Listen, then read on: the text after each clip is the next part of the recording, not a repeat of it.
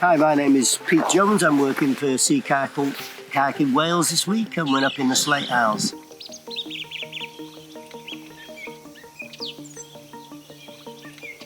It's a great area in terms of anybody who does sea kayaking. Lots of tide, quite challenging, but also if the weather's not so good in terms of wind, etc., it's a good area that you can come to and at least get out somewhere and do day trips. I've been up here many times, doing different trips, and I've always found I haven't had it, and I've been up here in some different conditions, and I've always been able to get out and do something, so that's why I use it. And of course it's a stunning area to use it. You can't fault it. The Slate Isles lie off the west coast of Scotland, just above the island of Jura. It is a beautiful area with a long history of slate quarrying. This came to a sudden decline after the Great Storm of 1881, when the force of the wind and tides flooded many of the quarries, damaging equipment and sweeping away livestock. The slate industry finally came to a stop around the 1950s.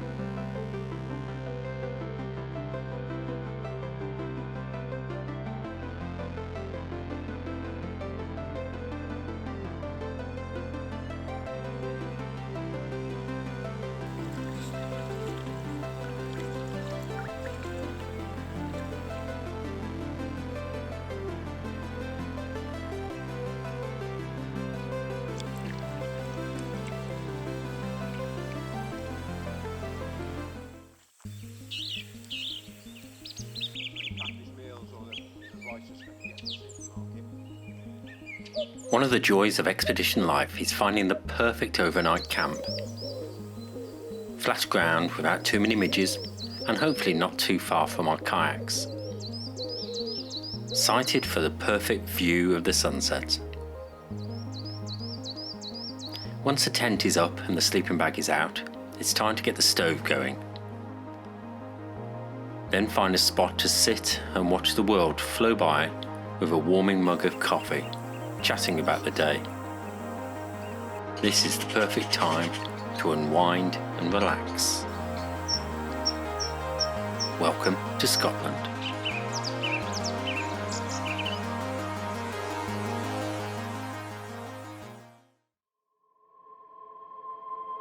Jen Duncan was a young teacher from Renfrew near Glasgow. She was not only an expedition kayaker, but also an inspirational kayak coach teaching youngsters who attended a coaching scheme. She died of a brain tumour in 1986, and in the following year a cairn was built and her ashes scattered around. Hi, my name's Paul, and I'm on a 6-day sea kayaking expedition around the Slate Isles with Sea Kayaking Wales. Why am I here? Well, I guess what I wanted to do was extend my kayaking skills. I've come to sea kayaking from climbing and mountaineering, so I'm used to wild camping, but I've never done it out of a kayak. And so what I really wanted to do was come out to some wild places in the west of Scotland, which I really love, and basically learn how to kayak and camp at the same time, which is pretty much what we've been doing for the last few days. We're in an absolutely stunning location. Fantastic to sort of be out in this sort of isolated position, but we're completely self-contained.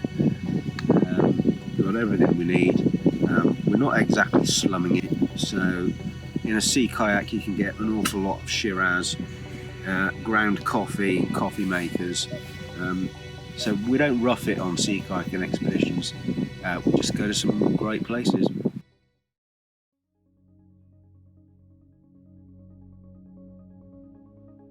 There is a lot of room in a kayak to carry a large amount of kit, so packing deserves some thought and planning. you'll need to consider how packing the boat affects the trim and manoeuvrability. Sleeping bags and spare clothes and food all need careful packing in dry bags. It's amazing how much stuff you can pack into a 5-metre kayak. It's equally amazing how long it takes to find something essential that you can't recall where you packed it.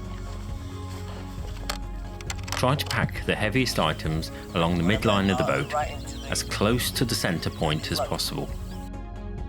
There may even be room between your feet and the bulkhead for a few items such as water bags.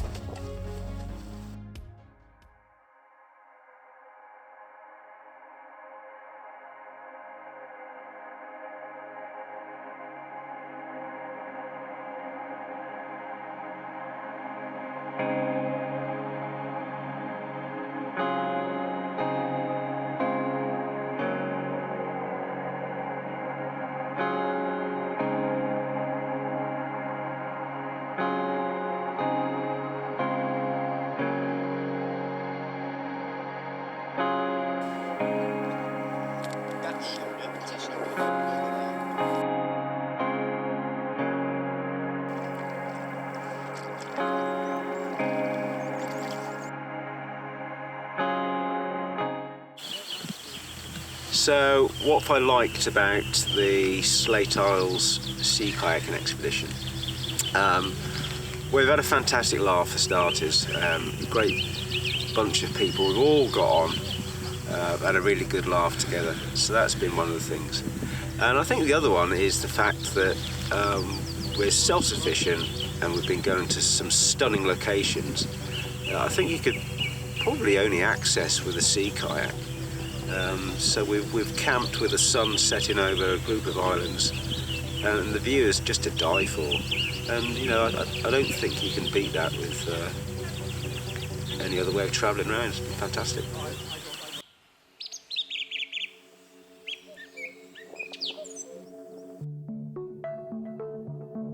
One of the rewards of sea kayaking is being able to observe wildlife while you sit quietly in your boat.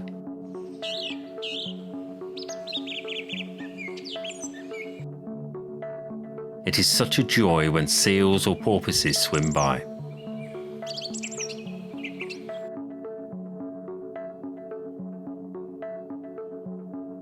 In the area of the Slate Isles, it is possible to encounter otters, seagulls, minke, lizards, deer, and a wide variety of marine life.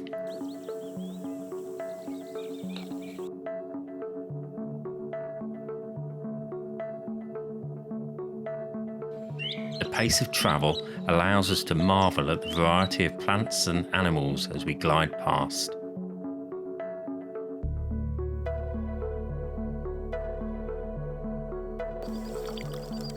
There's even chance for a spot of fishing, not that we catch much.